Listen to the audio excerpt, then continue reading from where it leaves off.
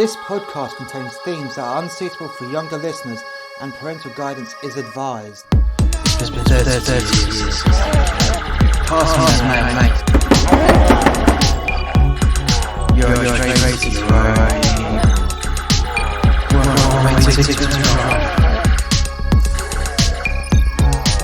It's a suicide mission. It's been 30 years, okay.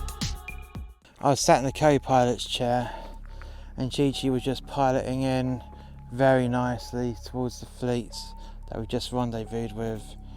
She's given docking instructions and she pressed the autopilot, and that did all the landing for us because now there's no need for the handshaking or whatnot. The Greys can just put us in by remote because the computer systems are now their technology and not Anunaki technology. It meant a lot less problems for us. So I put my feet back onto the console as it was now all locked out, and Chichi just looked at me. Oh, come on, Chichi. When am I going to stop doing that? Just don't scuff the board up again. No, I'm not going to scuff the fucking board up again, I said to Chichi. Look, don't worry. Look, hopefully we'll see Anna and we'll see the old man and Josh, okay? Yeah, so I hope that too, said Chichi. I miss my sister. I know. I miss everyone too, you know. I barely got to talk to Josh before we set off on our mission. I know. Look, don't worry. They're all going to be waiting for us, aren't they? Frank looked at me. Yeah, they're all going to be there. They got to be there. I don't see why they wouldn't be. Yeah, exactly. So don't worry. We landed very smoothly. Oh, that's very nice. Computer controlling on that one. There's a few people waiting at the docking bay for us inside the biggest mothership from the Greys fleet. Wow, we were right.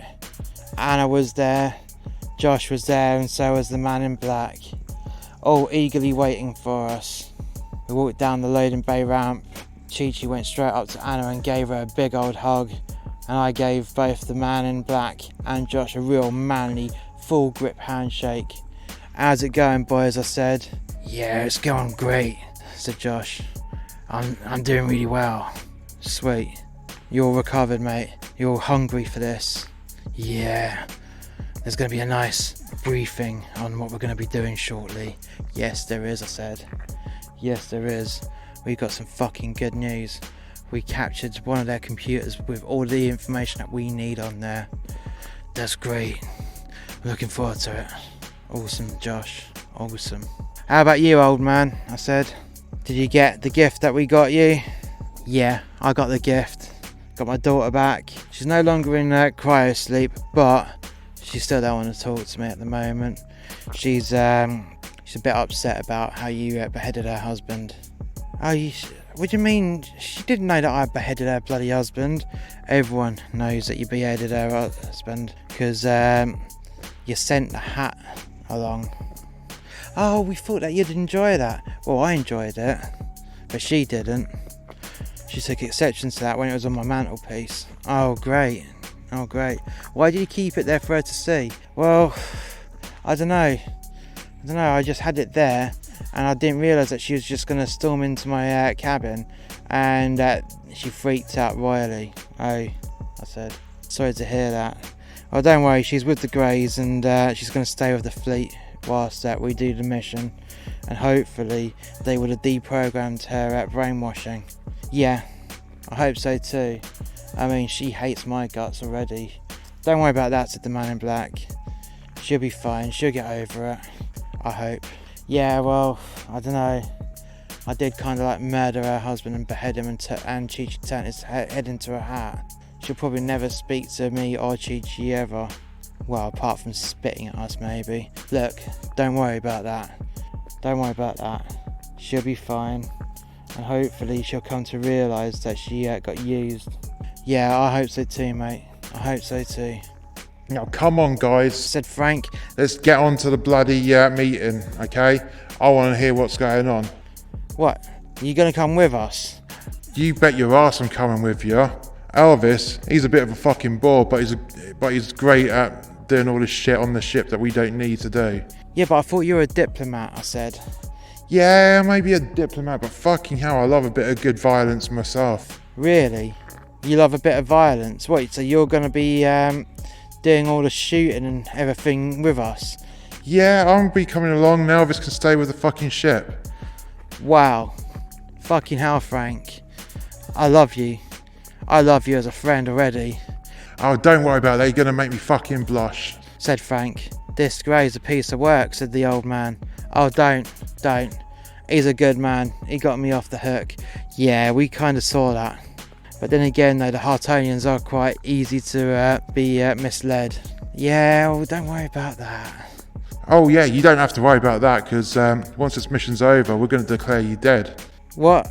What do you mean you're going to declare me dead? Well, you see, we're gonna say to the Hartonians that you got shot on a mission and you didn't survive, and they're gonna believe us because we're their allies. So you're completely off the hook. That's real amazing, I said. Right, well anyways, come this way. I'm gonna take you to the briefing room. Can we not beam there? What? I missed the exercise. We only beam when we go from ship to ship or ship to surface. Don't be a lazy boy. Fucking hell, I said. That's really fucking great, Frank. No worries. So the big group of us were led by Frank towards the briefing suite. When we arrived there, the Anunaki computer was already integrated into the ship's systems, and it started to produce holographic images that kept repeating themselves over and over again. Sit down. Said one of the voices in my head from one of these high-ranking generals of the Grey's army. Okay, yeah, no worries. We all sat down and the Grey began to talk. As you guys have managed to get the information we need, we know the capability of this Anunnaki Dyson sphere. We now know that once it's switched on, it can transport itself instantly from one point in space to another, but it only has a limited range. This range, as limited it may be, could take you across hundreds of thousands of light years in any one jump. It relies on the star for power, but it can fully charge itself and sustain itself for 5 jumps without a star within its middle. Wow, that's a lot of fucking distance that it can do on batteries. Exactly, said the voice. So we have come up with a plan.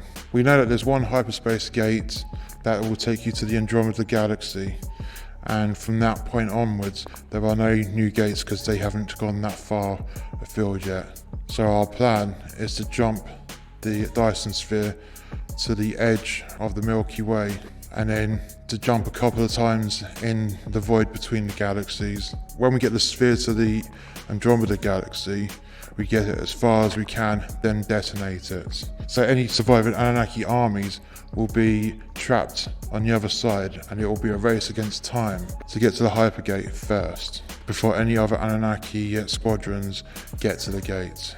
Well, that sounds like a good plan. I'm up for that. What about you guys? I said sarcastically. That's going to be a bit hard. What makes you say that's going to be a bit hard? Well, we need to be able to control the Anunnaki Dyson sphere. We need to know how to use it, and then we've got to jump it and hold the control room whilst we jump it.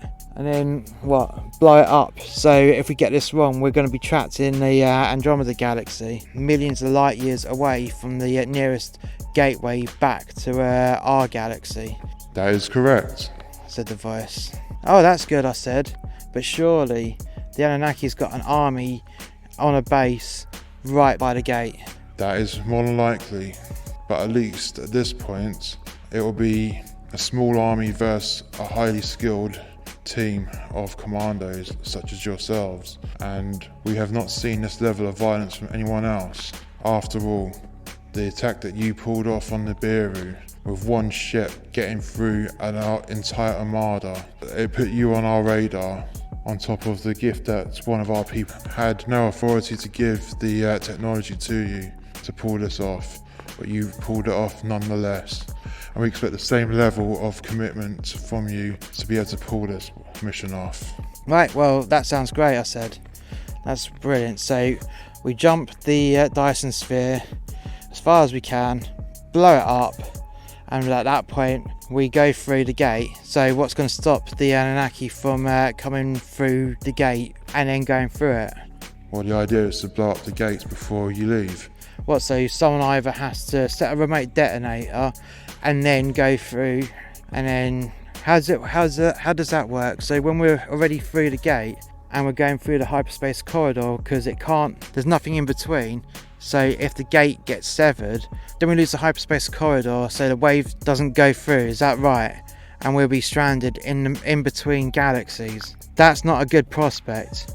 That's why you need to kill everyone on the space station before you go.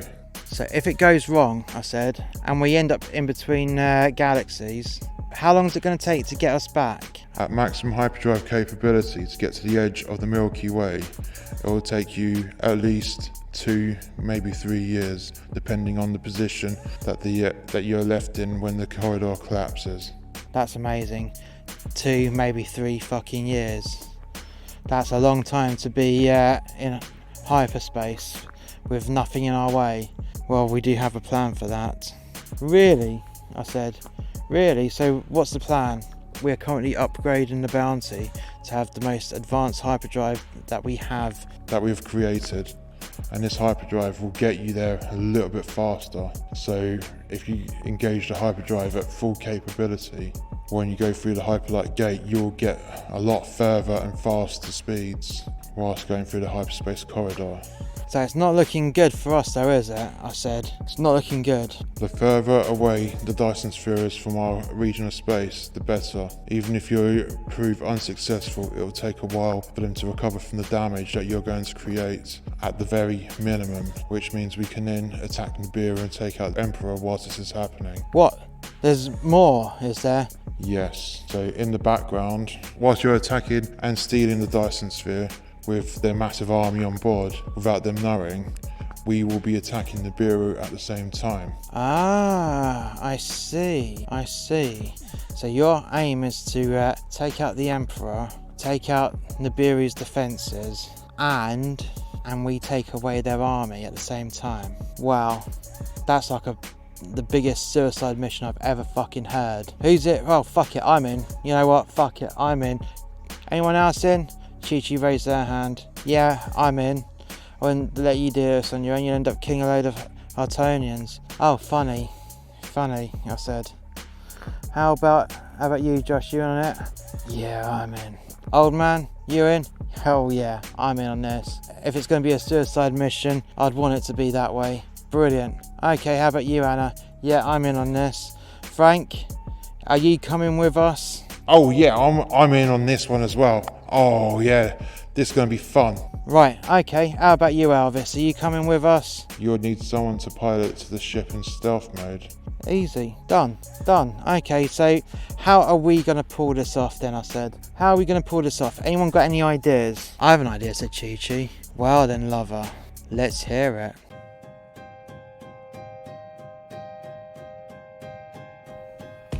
Thank you for listening. Please come back next week for the next episode. If you've enjoyed this podcast, why not check out our other podcast, A Tribute to Men That Hate Their Jobs, which is a brutal but witty portrayal of working a job you hate. In this podcast, there are themes explored in which happy workers simply wouldn't understand, unless they listen to these cautionary tales from a man that lost his ideal job because of the global pandemic. Be warned that this podcast contains strong and offensive language that some listeners may not want to hear. In addition, this podcast is not recommended for younger audiences. All our podcasts are available on YouTube. Just search for the musterxmedia podcast channel. In addition, you can also find our podcasts on Amazon Music, Red Circle Podcasts, Stitcher and Spotify.